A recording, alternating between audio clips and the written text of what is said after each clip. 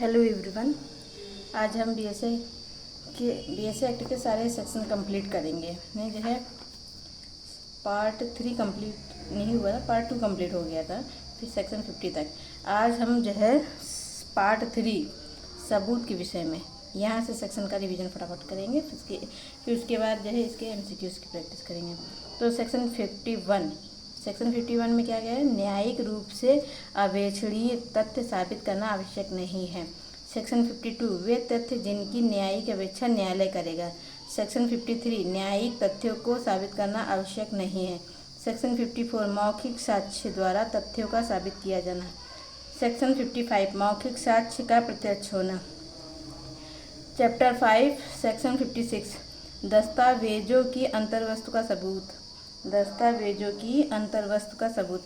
Section 57 प्राथमिक साक्ष्य। Section 58 द्वितीयक साक्ष्य। सेक्शन 59 दस्तावेजों का प्राथमिक साक्ष्य द्वारा साबित किया जाना। सेक्शन 60 अवस्थाएं जिनमें दस्तावेजों के संबंध में द्वितीयक साक्ष्य दिया जा सकेगा। सेक्शन 61 इलेक्ट्रॉनिक या डिजिटल अभिलेख। सेक्शन 62 इलेक्ट्रॉनिक अभिलेख से संबंधित साक्ष्य के बारे में विशेष उपबंध।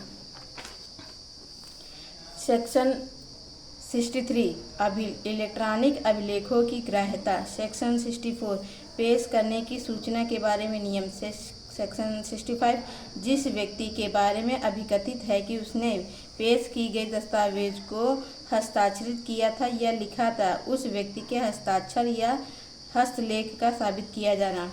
सेक्शन 66 इलेक्ट्रॉनिक हस्ताक्षर के बारे में सबूत।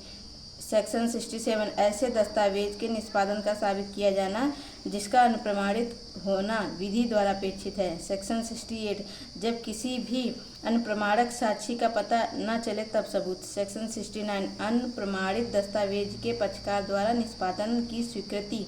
सेक्शन 70 जबकि अनुप्रमाणक साक्षी निष्पादन का प्रत्याख्यान करता है तब सबूत। सेक्शन 71 सेक्शन 71 उस दस्तावेज का साबित किया जाना जिसका अनुप्रमाणित होना विधि द्वारा अपेक्षित नहीं है। सेक्शन 72 हस्ताक्षर लेख या मुद्रा की तुलना अन्यों से जो स्वीकृत या साबित है। सेक्शन 73 इलेक्ट्रॉनिक हस्ताक्षर के सत्यापन के बारे में सबूत। अब आगे लोक दस्तावेज के बारे में बताया गया है। सेक्शन 74 लोक और प्राइवेट दस्तावेज। सेक्शन 75 लोक दस्तावेजों की प्रमाणित प्रतियां। सेक्शन 76 प्रमाणित प्रतियों के पेश करने द्वारा दस्तावेजों का सबूत। सेक्शन 77 अन्य शासकीय दस्तावेजों का सबूत। सेक्शन 78 प्रमाणित प्रतियों के असली होने के बारे में उपधारणा। सेक्शन 79 साक्ष्य आदि के अभिलेख के तौर पर पेश की गई दस्तावेजों के बारे में उपधारणा। सेक्शन 80 राजपत्रों, समाचार पत्रों और अन्य दस्तावेजों के बारे में उपधारणा। सेक्शन 81 इलेक्ट्रॉनिक या डिजिटल अभिलेख में राजपत्र के बारे में उपधारणा। सेक्शन 82 सरकार के प्राधिकार द्वारा बनाए गए मानचित्रों या रेखांकों के बारे में उपधारणा। सेक्शन 83 विधियों के संग्रह और विनिश्चयों की रिपोर्टों के बारे में उपधारणा। सेक्शन 84 मुक्तांगनामों के बारे में उपधारणा। सेक्शन 85 इलेक्ट्रॉनिक करारों के बारे में उपधारणा है। सेक्शन 86 इलेक्ट्रॉनिक अभिलेखों और इलेक्ट्रॉनिक हस्ताक्षर के बारे में उपधारणा। सेक्शन 87 इलेक्ट्रॉनिक हस्ताक्षर प्रमाण पत्रों के बारे में उपधारणा।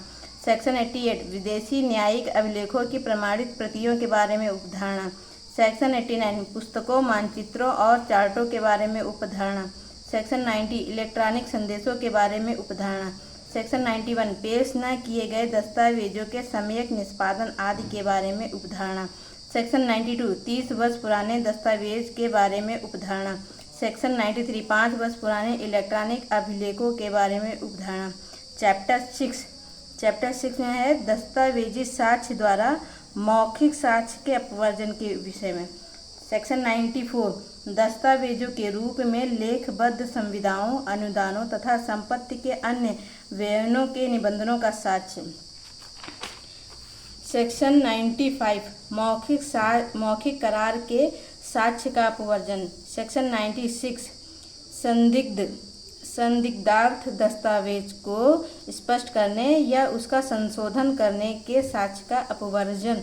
सेक्शन 97 विद्यमान तथ्यों को दस्तावेज के लागू होने के विरुद्ध साक्ष्य का अपवर्जन।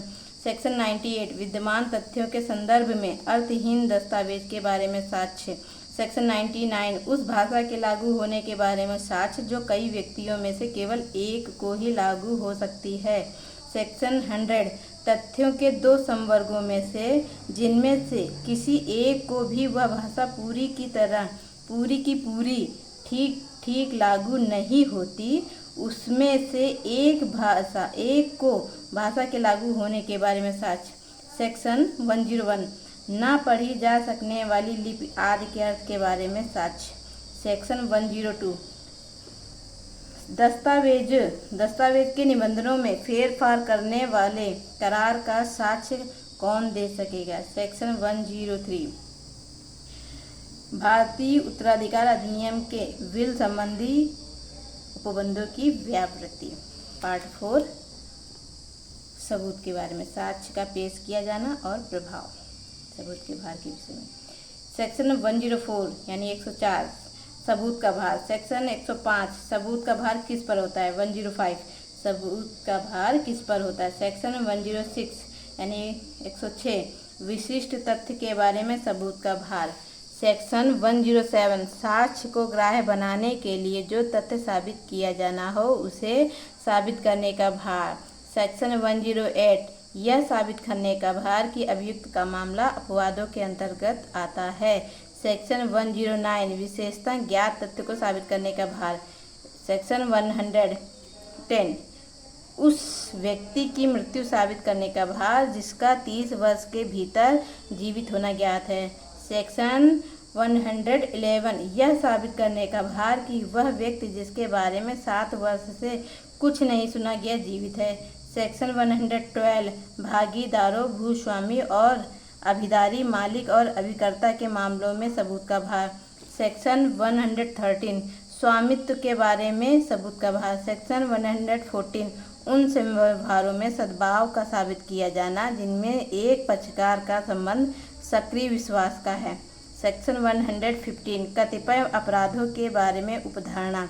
सेक्शन 116 विवाहित स्थिति के दौरान में जन्म होना धर्मजत्व का निश्चायक सबूत है। सेक्शन 117 किसी विवाहित स्त्री द्वारा आत्महत्या के दुष्प्रेरण के बारे में उपधारणा। सेक्शन 118 दहेज मृत्यु के बारे में उपधारणा। सेक्शन 119 न्यायालय किन्हीं तथ्यों का अस्तित्व उद्घाटित कर सकेगा।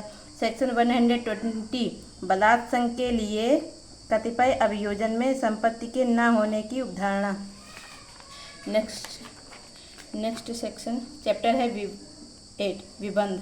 सेक्शन 121 विबंध। सेक्शन 122 अभिधारी का और कब्जाधारी व्यक्ति के अनुज्ञप्तधारी का विबंध। सेक्शन 123 विनिमय पत्र की प्रतिग्रहिता का उपनिहिती का या अनुज्ञप्तधारी का विबंध। चैप्टर 9 साक्ष्यों के विषय में। सेक्शन 124 कौन साक्ष्य दे सकेगा। सेक्शन 125 साक्षी का मौखिक रूप से संसूचित करने में असमर्थ होना। सेक्शन 126 कतिपय मामलों में पति और पत्नी की साक्षी के रूप में सक्षमता। सेक्शन 127 न्यायाधीश और मजिस्ट्रेट। सेक्शन 128 विवाहित स्थिति के दौरान में की गई संसूचनाएं। सेक्शन 129 राज्य के कार्यकलापों के बारे में साक्ष्य। सेक्शन 130 शासकीय संसूचनाएं। सेक्शन 131 अपराधों के करने के बारे में जानकारी। सेक्शन 132 वृत्तिक संसूचनाएं। सेक्शन 133 साक्ष्य देने के लिए स्वयं उद्यत होने से विशेषाधिकार अधित्यक्त नहीं हो जाता। सेक्शन 134 विधि सलाहकारों से गोपनीय संसूचनाएं। सेक्शन 135 जो साक्षी पक्षकार नहीं है उसके हक विलेखों का पेश किया जाना। सेक्शन 136 ऐसे दस्तावेजों या इलेक्ट्रॉनिक अभिलेखों का पेश किया जाना जिन्हें कोई दूसरा व्यक्ति जिसका उन पर कब्जा है पेश करने से इनकार कर सकेगा। सेक्शन 137 इस आधार पर कि उत्तर की उसे अपराध में फंसाएगा। साक्षी उत्तर देने से क्षम्य न होगा। सेक्शन 138 सह अपराधी। सेक्शन 139 साक्षियों की संख्या। चैप्टर है 10 साक्षियों की परीक्षा के विषय में। सेक्शन 140 साक्षियों के पेशकरण और उनकी परीक्षा का क्रम। सेक्शन 141 न्यायाधीश साक्ष्य की ग्राह्यता के बारे में निश्चय करेगा। सेक्शन 142 साक्षियों की परीक्षा। सेक्शन 143 परीक्षाओं का क्रम। सेक्शन 144 किसी दस्तावेज को पेश करने के लिए सम्मानित व्यक्ति की प्रतिपरीक्षा। सेक्शन 145 सील का साक्ष्य देने वाले साक्षी। सेक्शन 146 सूचक प्रश्न। सेक्शन 147 लेखबद्ध विषयों के बारे में साक्ष्य। सेक्शन 148 पूर्वतन लेखबद्ध कथनों के बारे में प्रतिपरीक्षा। सेक्शन 149 प्रतिपरीक्षा के विधिपूर्ण प्रश्न।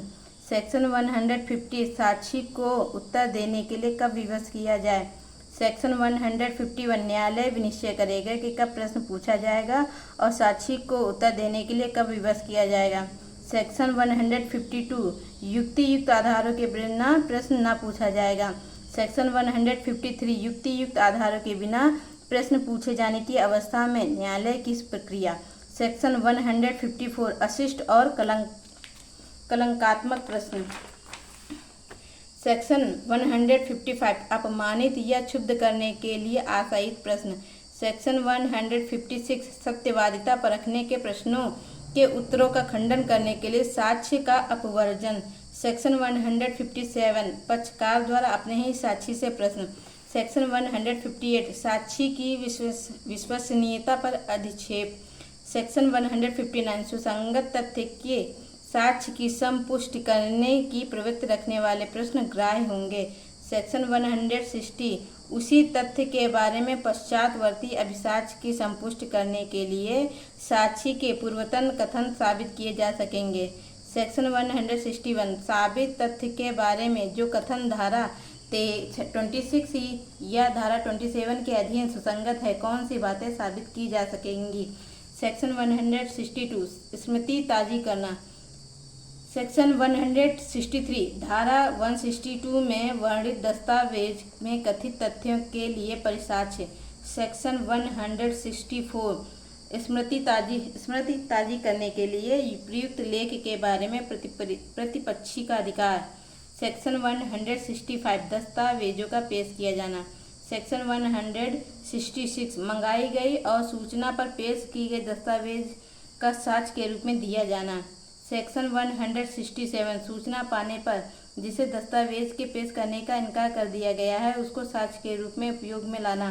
सेक्शन 168 प्रश्न करने या पेश करने का आदेश देने की न्यायाधीश की शक्ति। चैप्टर 11 साक्ष्य के अनुचित ग्रहण और अग्रहण के विषय में। सेक्शन है 169 साक्ष्य के अनुचित ग्रहण या अग्रहण के लिए नवीनतम विचारणा नहीं होगा। चैप्टर 12 निरसन और व्यावृत्ति। सेक्शन 170 निरसन और व्यावृत्ति। लास्ट में शेड्यूल है सर्टिफाइड। इस तरह से चैप्टर 12 सेक्शन 170 कंप्लीट रिवीजन। अब इसके MCQs की प्रैक्टिस करते हैं। Thank you.